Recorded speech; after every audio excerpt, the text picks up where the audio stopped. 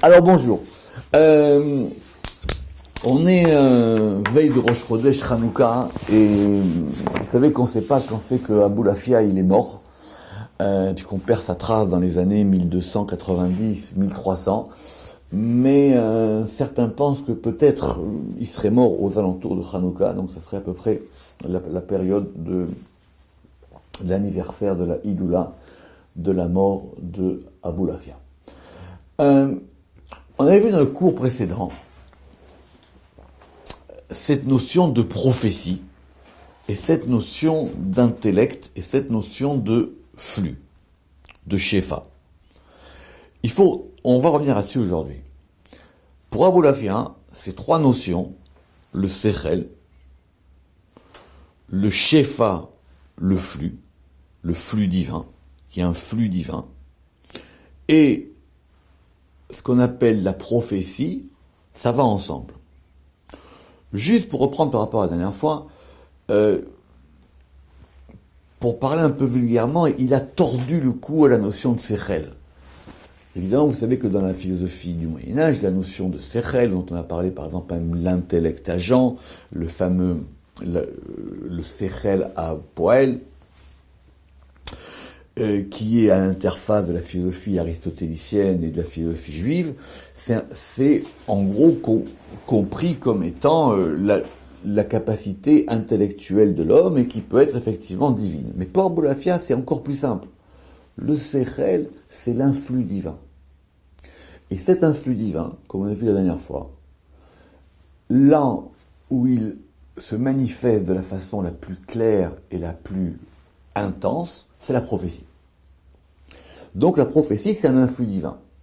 Et, comme on a vu aussi la dernière fois, cet influx divin, il passe par la langue, par ce fameux Koach HaDivri dont on a parlé au cours précédent. Revoir ce cours si vous ne l'avez pas fait. Donc, c'est une pensée, si on peut penser comme ça, pour Aboulafia, la pensée de l'influx, la pensée de la prophétie, ce qu'on a appelé la Kabbale prophétique, c'est un travail et une réflexion sur la langue. Donc, comme son maître, Aboulafia, il mélange et il vit cette fusion entre la réflexion intellectuelle, la réflexion sur la langue et le travail sur la langue.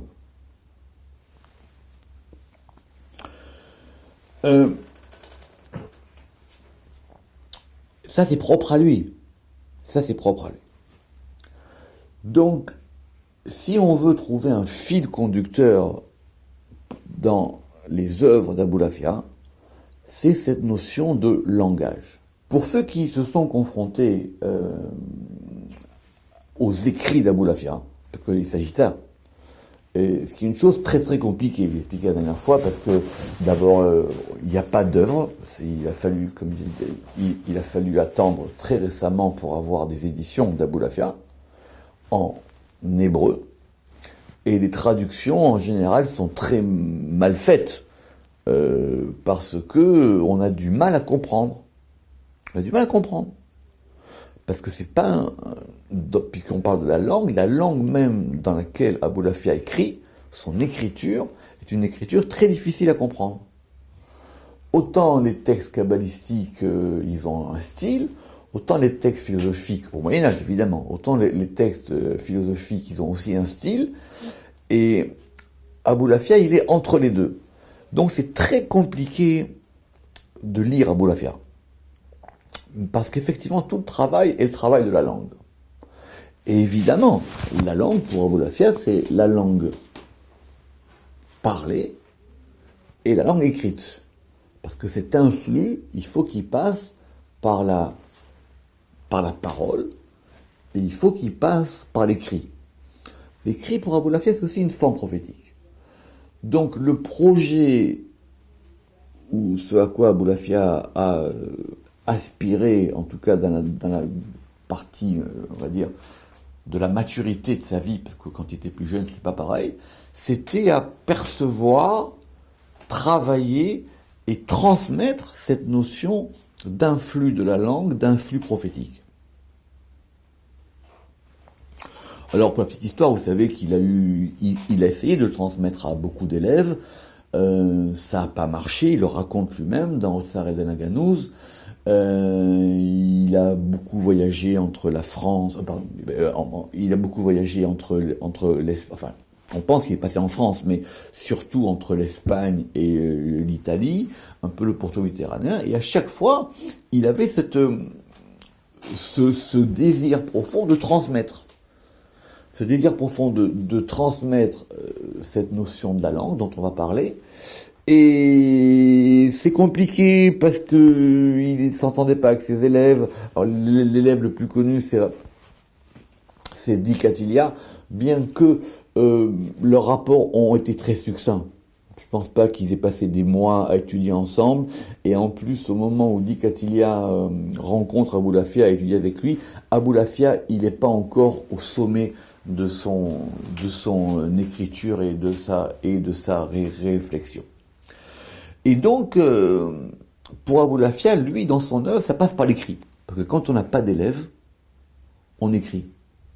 Parce que quand on peut transmettre oralement cette chose-là, l'écriture devient accessoire.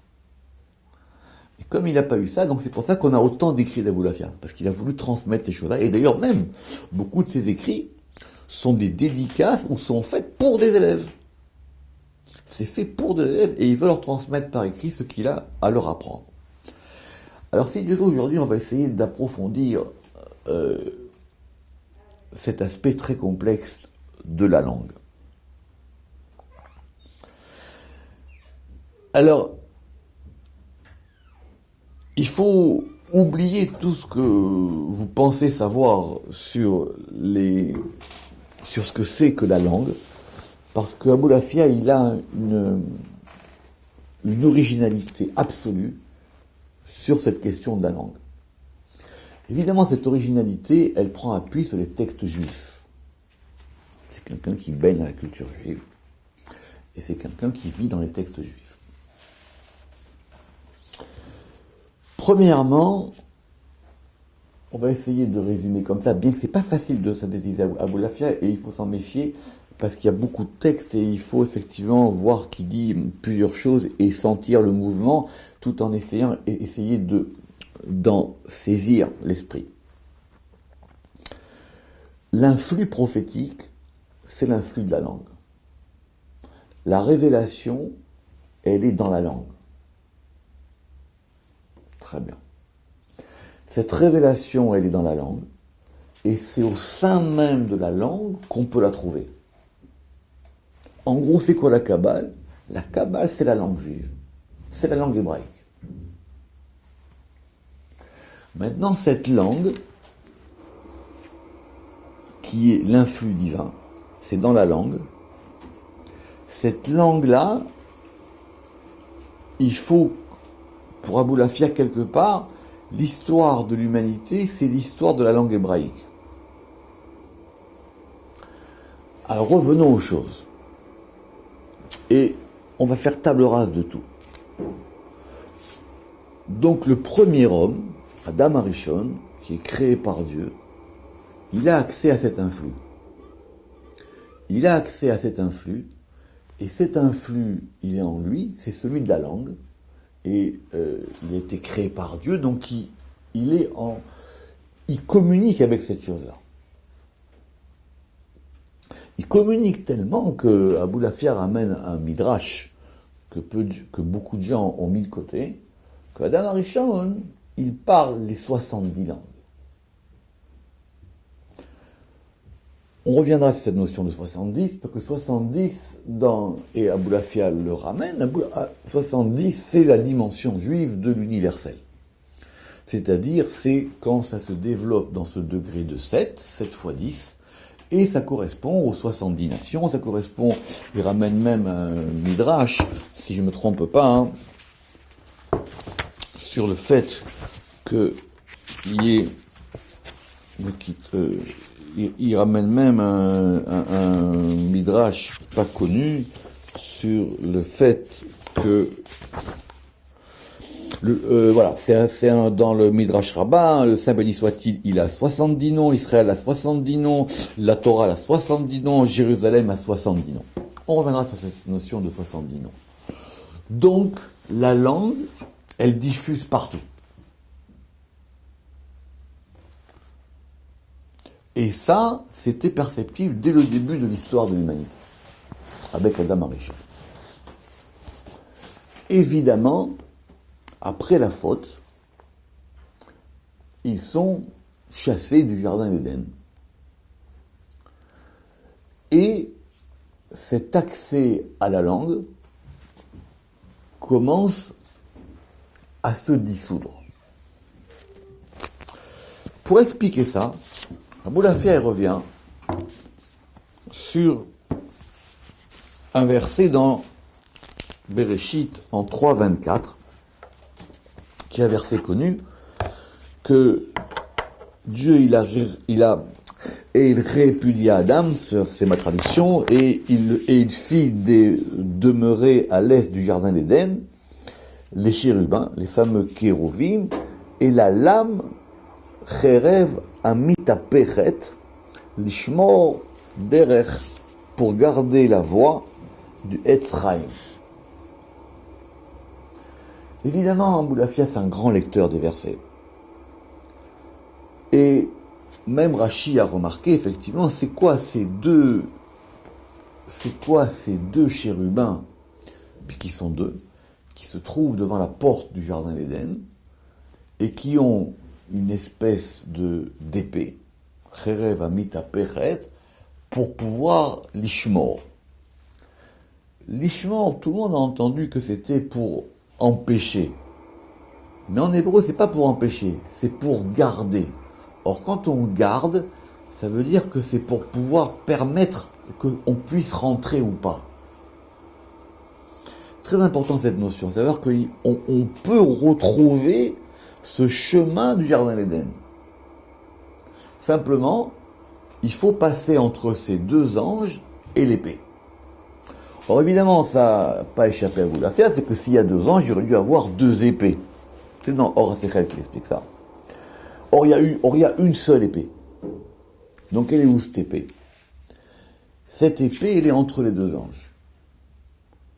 Et ça veut dire quoi qu'elle est mitapechet? Les itapech en hébreu, ça veut dire qu'elle se renverse.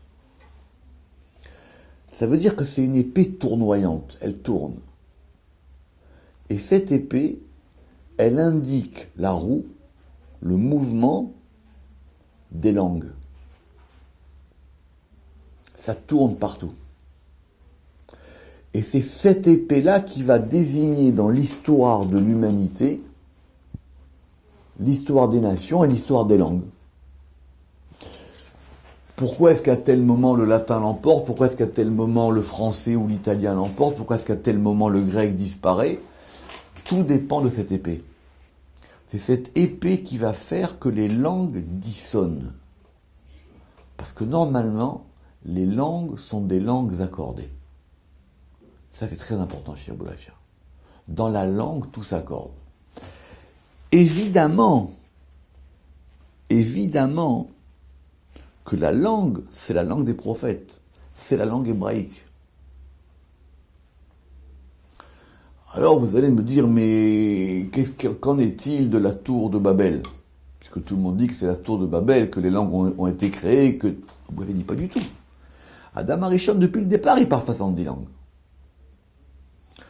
Donc c'est quoi cet épisode de la tour de Babel? Finalement, c'est tout simple. Les balbel, ça veut dire qu'il y a une confusion. Les langues ne s'entendent plus. On n'entend plus la même chose en français qu'en latin qu'en hébreu. Il y a une confusion des langues. Il faut revoir dans les versets sur quand ils ont construit la tour, etc. Mais dès le départ, ça parle dans 70 langues. Relisez bien, mais en plus, vous voyez dans la Torah que même les 70 langues elles étaient avant l'épisode de la tour de Babel. Donc, c'est pas ça du tout.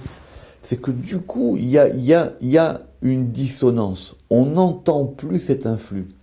On n'entend plus l'influx divin, et donc on ne peut pas le ressentir, on ne peut pas l'expérimenter. On l'entend plus. Et c'est ça l'épisode de la tour de Babel. L'épisode de la sortie du jardin d'Éden, elle a fait que maintenant il va y avoir un mouvement des langues.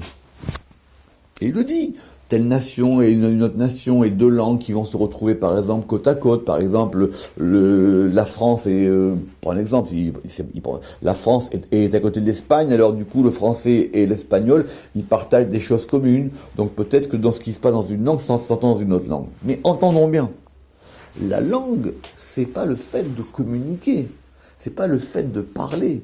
La langue, c'est le véhicule d'un flux divin. Quelqu'un qui veut recevoir ce séchel, qui veut recevoir cet intellect, cet influx divin, ce shefa, ça parle pas la langue. Donc, la langue, c'est l'hébreu. Et l'hébreu devrait résonner dans toutes les langues.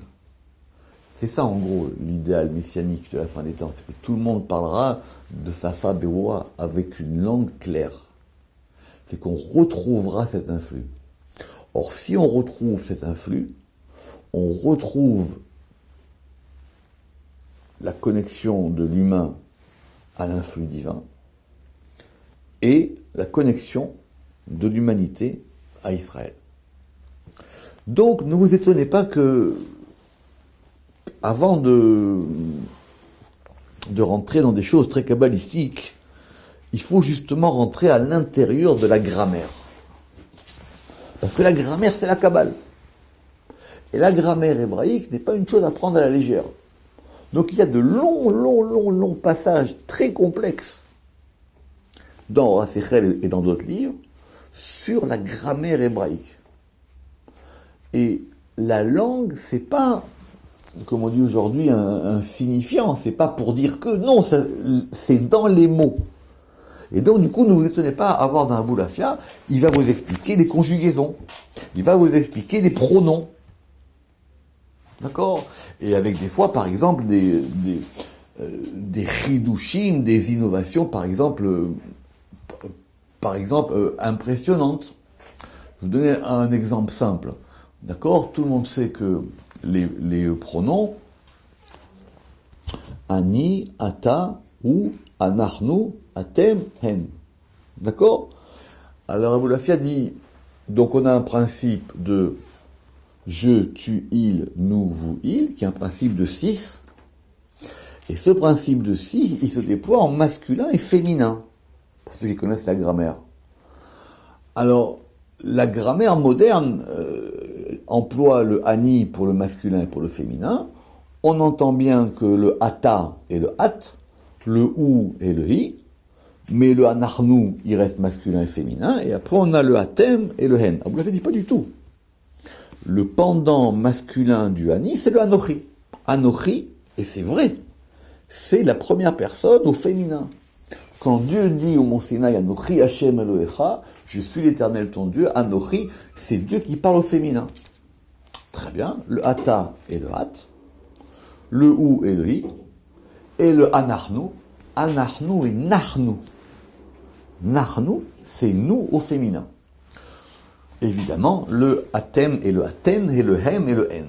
Et de même pour les conjugaisons, et de même pour les formes verbales, et de même pour tous les éléments, et de même pour les formes construites, et de même des tas d'éléments qui sont complètement oubliés aujourd'hui de la grammaire moderne, et qui replongent dans la grammaire du Moyen-Âge.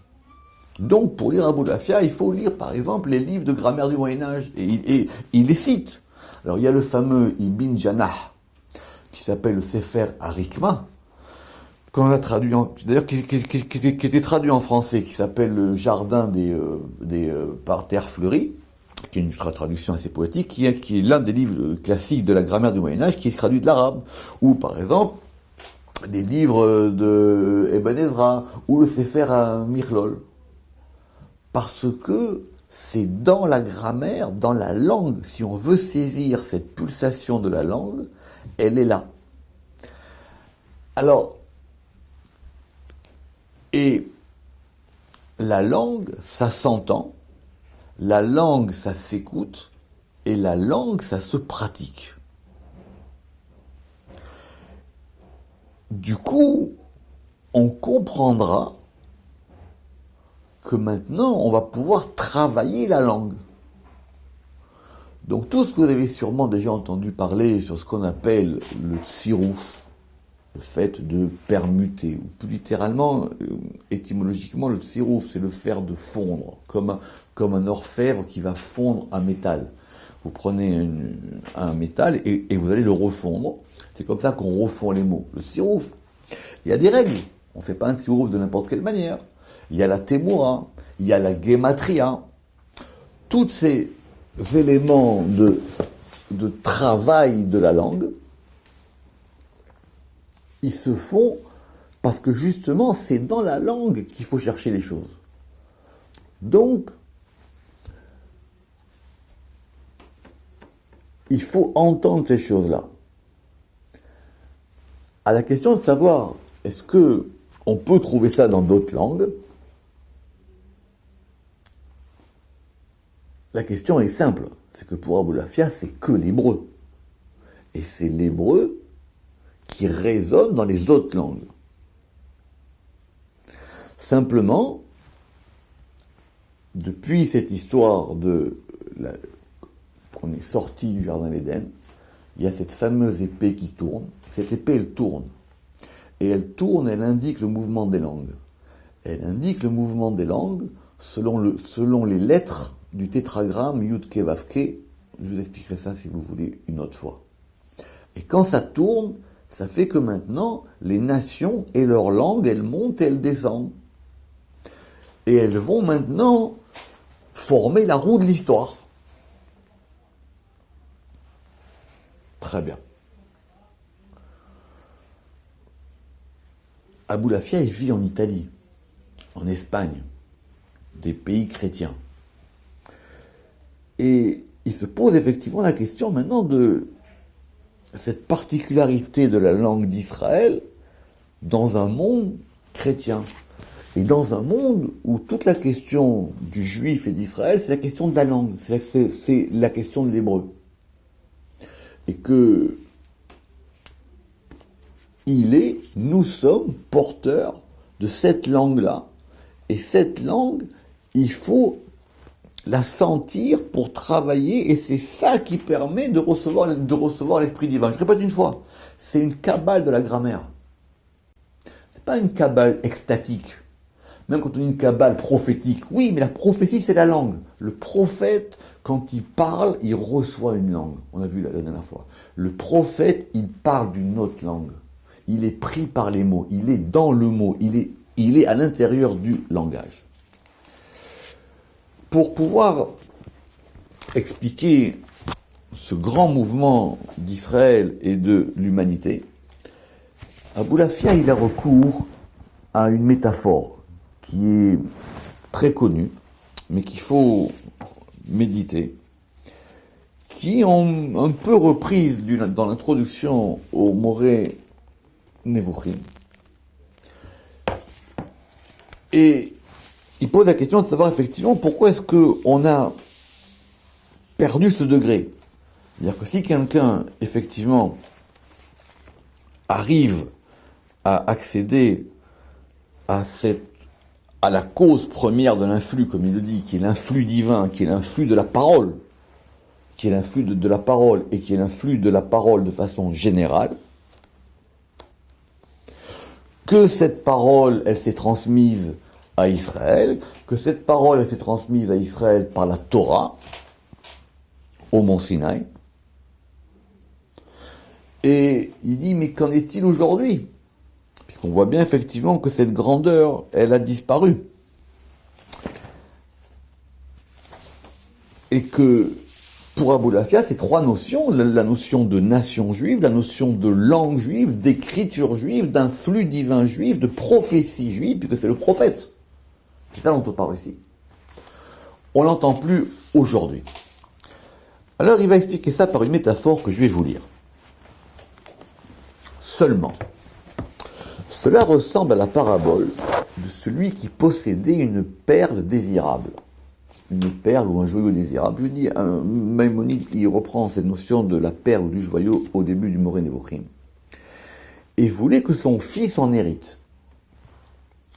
durant le temps qu'il enseignait à son fils les voies de la richesse, afin que ce dernier reconnaisse la valeur de cette perle, et qu'elle soit désirable à ses yeux autant qu'elle était aux siens, le fils irrita son père. C'est un midrash connu, à savoir que, l'idée générale, ça veut dire que le père, le roi, c'est Dieu, et il transmet à Israël ce joyau, cette perle, qui est la perle de la Torah, qui est la perle de la langue, qui est la perle de la prophétie, qui est la perle de l'Esprit Saint. Et le fils, effectivement, il fait des bêtises. Que fit le père? Et c'est là que on va différer des midrash connus. Il ne voulait pas donner la perle à un autre homme, afin que son fils ne soit pas dépossédé de son héritage. Donc la perle, n'oubliez pas, on est au Moyen-Âge, on est au XIIIe siècle, en Italie.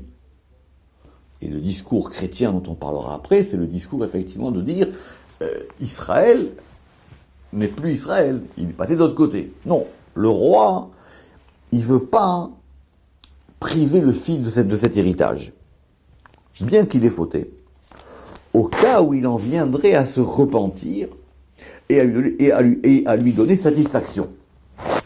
Donc le fils a fait des bêtises, mais comme c'est pour lui, et que peut-être il va faire pénitence, et il pourra reprendre ce joyau, et il pourra être porteur de ce joyau. L'élément messianique chez Abou Lafer, dont on a parlé, c'est ça, c'est qu'Israël redevienne le porteur du joyau de l'Esprit Saint et de la langue sainte. Donc qu'est-ce que fait le roi, confronté à ce dilemme? Il prend cette pierre précieuse, cette perle, il la jeta dans une fosse en disant « Si mon fils ne se repent pas, je ne veux pas que quiconque en hérite, et s'il se repent, je ne veux pas qu'il en soit dépossédé. » Donc il la jette, et il dit voilà, c'est soit pour lui, soit pour personne. Tant qu'il ne se repentira, la perle restera enfouie dans la fosse. Donc tout dépend d'Israël. Pour ça, c'est assez classique chez Abou Lafer. Tout dépend d'Israël. C'est l'héritage, il est pour Israël. Israël au sens de la nation d'Israël, de la langue d'Israël et de la loi d'Israël. Et la perle restera enfouie dans la fosse. Je répète, le mouvement messianique pour Abou Lafer, c'est justement, c'est sortir cette perle de la fosse. C'est sortir et la reprendre. Et toute sa vie, pour lui, Abou Lafer, c'est très sérieux, c'est ça. Il écrit, il enseigne, etc. C'est ça qu'il veut transmettre. C'est qu'on reprenne cet héritage-là. Donc, tant qu'il ne se repentira pas, la perle restera enfouie dans la fosse. Et quand il se repentira, je la ferai remonter aussitôt de la fosse et je lui donnerai. Donc le travail est sur nous. Si nous, on récupère cet outil de la langue, on récupère la pierre. Mais la pierre, elle n'est pas là. Donc pendant tout le temps que le fils ne se repentait pas, les serviteurs du père venaient chaque jour l'irriter. Ça veut dire, il y a d'autres, les serviteurs du père, à mon avis, c'est les nations ici.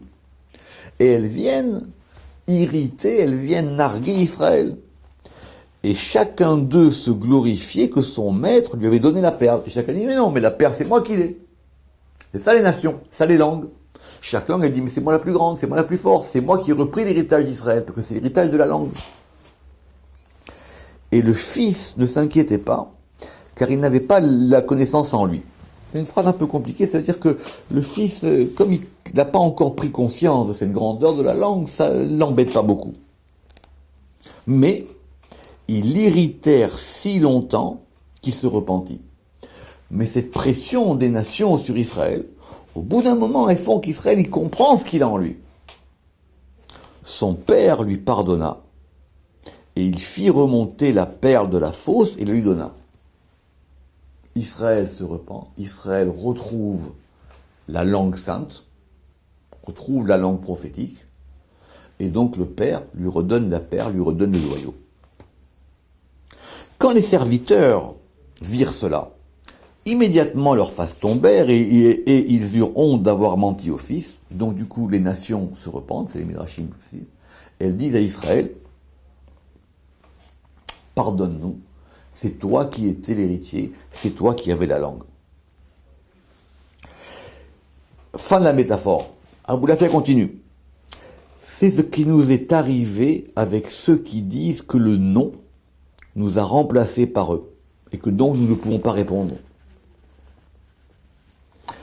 Et donc maintenant, nous devons revenir à ça, jusqu'à ce que vienne le conciliateur de tout ça, et qui remontera le joyau de la fosse, et il le donnera.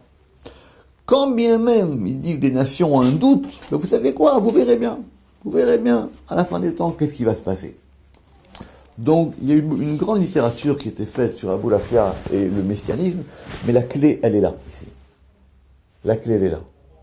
Certains ont... Parce qu'il y a des textes où, malheureusement, des gens ont cru penser qu'Aboulafia se prenait lui-même pour le Messie, etc. Je ne sais pas si c'est exact ou pas, mais en tout cas, il est le porteur de cette défense de la langue et de l'influx de la langue. Donc, par exemple, il va expliquer que toute l'histoire de l'humanité, de l'Occident, de l'Orient, de ça, tout ça est mu par un mouvement. Et ce mouvement, c'est à la fois le mouvement des changements linguistiques, c'est à la fois le mouvement des interactions linguistiques entre les langues. Parce que même si c'est perdu, ça s'entend un peu. Par exemple, à un moment, Aboulafia, il va parler du mal. Alors il dira que le mal, c'est le rat, et que dans la langue de son pays, l'espagnol et l'italien, ça se dit le diabolos, le diable. Et il explique d'où vient ce mot diabolos, et comment est-ce qu'il veut dire deux, et que ce diabolos, et que ça veut dire deux boules, et que ce sont deux éléments qui tournent. Donc, c'est pas complètement perdu, mais on a perdu en audition. Le signal, il est moins fort. Ça peut se retrouver encore. Il y a encore des traces de ça. Mais le signal s'entend de beaucoup moins loin. Les lecteurs attentifs de la philosophie du Moyen-Âge, ils ont quand même une question, c'est que dans le Guide des égarés, il y a tout un long passage qui est consacré à la notion, justement, est-ce que les langues sont des langues conventionnelles ou pas? D'accord? Est-ce que la langue est une convention ou est-ce que la langue n'est pas une convention? Vous comprenez bien que si on affirme que la langue est une convention, ça s'écroule pour Aboulafia. La langue n'est pas une convention. La langue, c'est l'esprit divin dans la langue hébraïque, perdu mais qu'il faut raviver, et des échos lointains qu'on va entendre dans d'autres langues. D'accord? Mais qu'il faut les entendre depuis la langue hébraïque. Très bien. Et c'est assez complexe parce que cette notion de ce qu'on appelle est-ce que la langue, ce qu'on appelle les leshonot, eskamiot, le eskem à leshonot, la convention des langues, est-ce que les langues c'est simplement des choses arbitraires ou pas? Reprenez que ça veut dire que tout d'un coup, on veut revenir d'après Aboulafia à la langue. Or, Aboulafia, effectivement, comme il est dans la langue hébraïque, et que ces concepts-là de langue conventionnelle, comme j'expliquais la dernière fois, ils ont été traduits par Ibn Tibon dans le Guide des égarés. C'est quoi cette notion de eskem aleshonot? En hébreu, les askim, c'est approuver. Un eskem, c'est un accord. Donc la question n'est pas... Vous comprenez bien, je reprends. Le eskem, c'est un accord.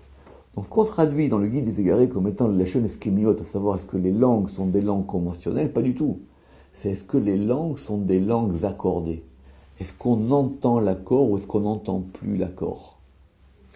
Or ça change tout. Vous lirez à la fin de Or HaSechel, les derniers passages où il va reprendre cette notion des langues qui s'accordent ou qui ne s'accordent pas. Est-ce que ça s'accorde ou est-ce que ça s'accorde pas? On va prendre un exemple précis pour montrer comment est-ce qu'on va rentrer maintenant à l'intérieur de la langue. Alors évidemment, pour ceux qui ont lu le Sefer Yetzira et la grammaire classique, dans le Sefer Yetzira, il y a une Mishnah qui va parler de ce qu'on appelle les Chamisha Motsahot Apeh. C'est quoi les Chamisha Motsahot Apeh? Littéralement, ce sont les 5 lieux à Motsahot, d'émission, le fait de faire sortir de la bouche. C'est-à-dire, comment est-ce que on prononce la langue? Enfin, comment est-ce qu'on prononce les lettres? D'accord? Et il ne s'agit pas d'une description phonologique, il s'agit d'une description grammaticale. Et on va classer les lettres en 5 familles de ce qu'on appelle les Chamisha Motsahot Apeh. Et après, on a rajouté à ça la phonologie en disant les gutturales, les labiales, les dentales, les palatales, etc. Bien qu'on voit que, d'un point de vue phonologique, c'est pas tout à fait exact. Le premier groupe de ces Chamisha Motsahot Apeh, je vous encourage à aller voir le Sefer Yetzira dans les détails et aller voir les livres de grammaire. Il va considérer que il y a 4 lettres Bargaron dans la gorge. Et malheureusement, comme on va vite, on considère qu'il s'agit donc des lettres gutturales. Mais soit c'est de la phonologie, et à ce moment-là, c'est simplement une description phonologique de la prononciation des lettres. Or, Sefer Yetzira, c'est un livre de Kabbale. Comme je vous ai dit, pour Aboulafia, c'est que la grammaire et la Kabbale vont ensemble. C'est dans la langue même, c'est au fond même de la grammaire que les choses vont se faire. Quelles sont ces lettres? Le Aleph, le Chet, le He et le Aïn. Évidemment, ceux qui connaissent la langue hébraïque, si ici il s'agit donc des lettres dites gutturales, on a du mal à comprendre comment le Aleph est une lettre gutturale, ou comment le He est une lettre gutturale. Évidemment, le Aïn, tout le monde comprend que comme c'est une lettre gutturale, surtout dans la prononciation séfarade, Aïn, on le sort vraiment de la gorge, et alors que le Het, il serait plutôt une lettre qui viendrait du palais. Mais cet élément des lettres de la gorge, alors après vous la fait dire, est-ce qu'elles sortent de la gorge, est-ce qu'elles vont dans la gorge, etc. Et voilà comment est-ce qu'il explique ça. Le Aleph est au commencement de la gorge haut et à la fin du cou. Quand on prononce Aleph, c'est vrai que la lettre, elle est plus en haut, mais c'est une lettre gutturale légère, on va dire, Aleph. Ensuite, on a le He. Il est plus intérieur parce qu'il descend un peu plus dans la gorge. Aleph, He. Vous voyez bien que ça descend. Aleph, He. Le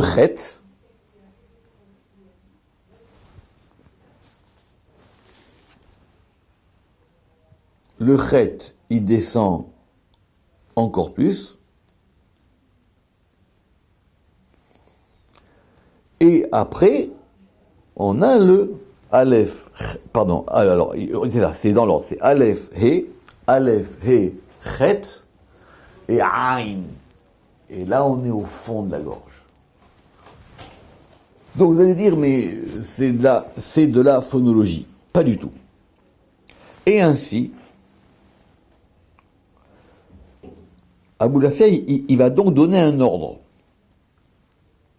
Et cet ordre-là, c'est l'ordre de prononciation des lettres, on va dire de la moins profonde à la plus profonde, Aleph, He, Chet, Aïn.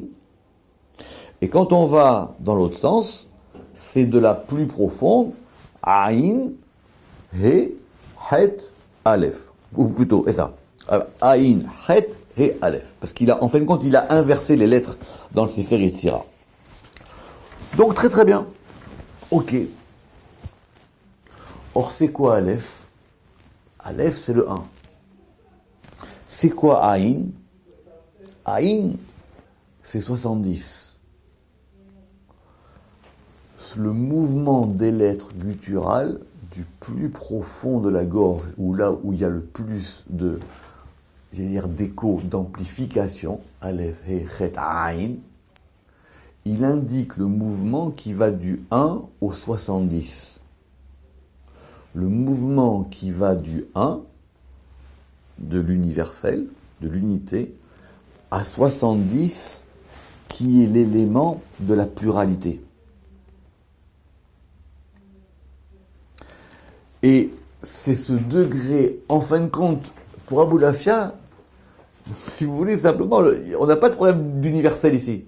Le problème de l'universel ici, c'est que c'est à l'intérieur même du langage. Le Aleph, il devient Aïn. Aleph, He, Het, Aïn. Et il le dit. Et c'est ainsi que cela explique que toutes les langues sont que toutes les langues sont 70. Et ainsi que le nombre des nations, et le nombre de l'écriture, et le nombre des anciens, parce que je vous ai expliqué les 70 anciens. Les Shivim Zekenim, pour ceux qui connaissent les Midrashim, et le nom de la lettre est Aïn, qui signifie Aïn, source, Aïn. Et c'est quoi ça? C'est une source d'eau vive. Et donc ça va donner le mot de Aïoun. Aïoun, c'est quoi? C'est le fait de scruter. C'est la providence divine. Et le secret de Aïn, c'est que c'est An'a. C'est que c'est le mouvement de la mobilité de la langue. Donc je vous encourage à voir ça dans les détails, mais on est à l'intérieur même de la langue, dans la pensée d'Aboulafia. Donc, du coup, est-ce que c'est traduisible, Aboulafia? C'est une bonne question que je me suis posée. Parce que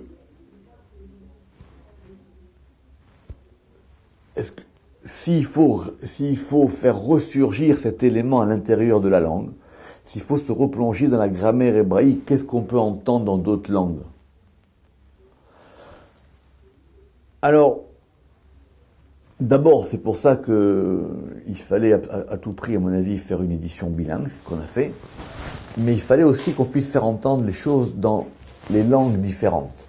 Mais en tout cas, c'est sûr que ici, la traduction, et pour Aboulafia aussi, c'est de toujours revenir à la langue source. C'est une traduction source. C'est pas une traduction où on va aller vers une autre langue, c'est une traduction où il faut ramener les choses dans la langue même. Et d'ailleurs, c'est d'ailleurs même le principe même de la Kabbale d'Aboulafia. Ramener les choses dans les éléments. Or maintenant, une fois qu'on va rentrer dans la structure même de la langue, à savoir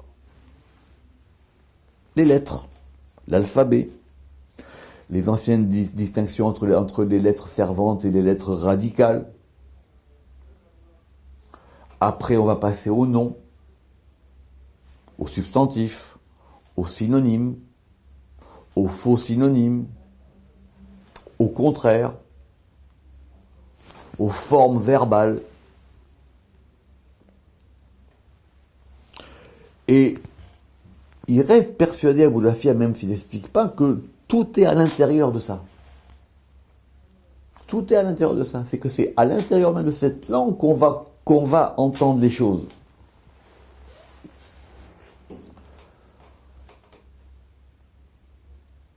Tout ça, d'après Aboulafia, et c'est d'ailleurs même une question grammaticale, c'est est-ce que, qui est posée même dans le guide des égarés, est-ce que les noms proviennent des verbes, ou est-ce que les verbes proviennent des noms? D'accord? Et surtout sur les noms propres. Pour Abou Lafia, c'est clair. L'origine, c'est le substantif. C'est le nom. Et le nom renvoie au nom propre, et le nom propre renvoie au nom divin. Vous avez la chaîne. Les noms aboutissent au nom divin. Et c'est dans le nom divin lui-même, qui est dans la langue, qui est dans l'hébreu, qu'on va pouvoir retrouver cet influx-là.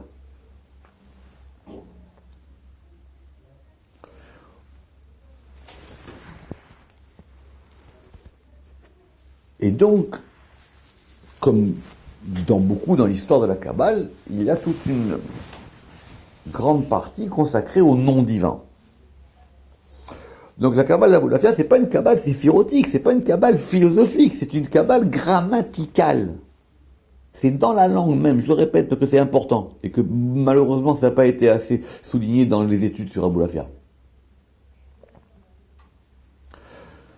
Donc c'est rentré à l'intérieur de la grammaire. Donc il existe dans la Kabbale effectivement beaucoup de traités sur les noms divins, ça a déjà été noté depuis longtemps, tout le monde sait qu'effectivement par exemple dans la Bible il y a de nombreux noms divins, que on passe pas littéralement au début de la création on emploie le nom Elohim, après on va employer le nom Yud-Ke Vav-Ke, donc on a un peu une cartographie des noms divins. D'accord ? Or cette cartographie des noms divins, elle indique le cœur même de la langue juive et le cœur même de l'influx juif. C'est le nom divin. Alors, et Abou Lafia, ce que je vais vous expliquer dans le temps qui nous reste maintenant, il va opérer une espèce de micro-révolution kabbalistique, sur laquelle il faudrait revenir plus longuement. C'est quoi cette révolution kabbalistique ? C'est que normalement les noms divins ils sont connus et répertoriés. Très bien. Donc, c'est pas le moment ici de faire un cours sur tous les noms divins. Tout le monde connaît les noms divins principaux, Yud-Ke Vav-Ke, le Shem Ekeye, sur lequel Abou Lafia va revenir, c'est-à-dire c'est le fameux nom que Dieu donne à Moïse au buisson ardent, Eheye Asher Eheye, je serai qui je serai, le Shem Shaddai, le Shem Elohim, le Shem Tsebaot, etc. Donc ça, c'est la base des études kabbalistiques de n'importe quelle personne, et ces noms-là ont donné lieu à tout un tas d'interprétations, et ont donné lieu à tout un tas de combinaisons, de réflexions, et le secret qui se trouve dans les noms divins, et comment sentir ce secret des noms divins. Et Abou Lafia ne s'en prive pas. Pour revenir à mon exemple de cette roue qui tourne, de cette épée qui tourne, et ben cette épée qui tourne, elle forme un cercle, et ce cercle-là, il est Yud-Ke Vav-Ke. Et il correspond à quoi, ce cercle-là, par exemple, de Yud-Ke Vav-Ke ? Eh ben voilà, c'est que il y a un degré de Yud en haut qui forme l'humanité par rapport à Adam dans le Jardin d'Éden. Il y a le He d'en bas qui va indiquer le degré de Adam d'en bas. Et vous avez Vav et He qui va représenter le degré de Adam intermédiaire. Donc Yud, Ke, Vav, Ke, et cette roue en tournant, elle fait que maintenant, ça va être quel est le degré adamique qui va maintenant devenir prépondérant dans l'humanité. Pourquoi les langues et les nations, elles montent et elles descendent en fonction de cette roue qui tourne dans le nom divin. Donc,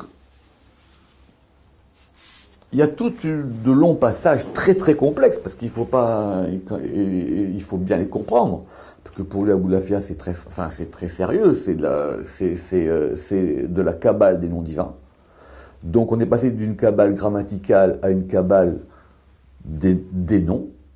Et la Kabbale des noms va donner la Kabbale des noms divins. Cette Kabbale des noms divins,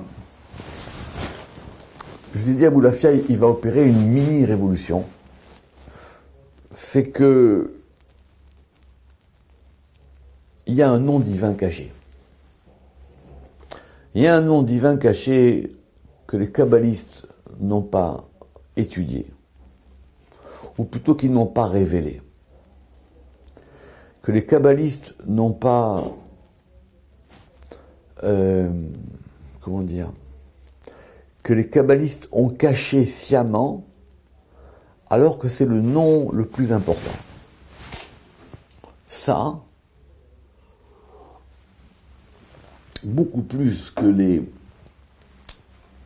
ennuis que Aboulafia a eu avec son époque, ça va provoquer dans le monde de la Kabbale quelque chose qui va provoquer beaucoup d'émoi dans l'histoire de la Kabbale.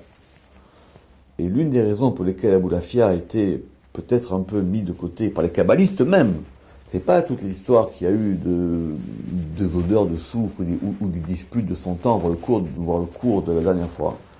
C'est cette notion-là. À tel point que Rabbi Moshe Cordovero, beaucoup plus tard, il dira dans le Pardes Rimonim qu'on ne veut pas avoir affaire à une Kabbale qui dit des choses pareilles. Il dit on ne veut pas avoir ça. Pourquoi? Parce que d'après la tradition, les noms ils sont connus. Le nom principal, c'est Yudke Vavke. Or, Aboulafia dit le nom le plus secret, le nom qui retient tout, le nom divin le plus absolu, c'est le plus caché. Mais c'est le plus caché et c'est le plus évident. C'est quoi ce nom? C'est le Shem Aleph He Vav Yud.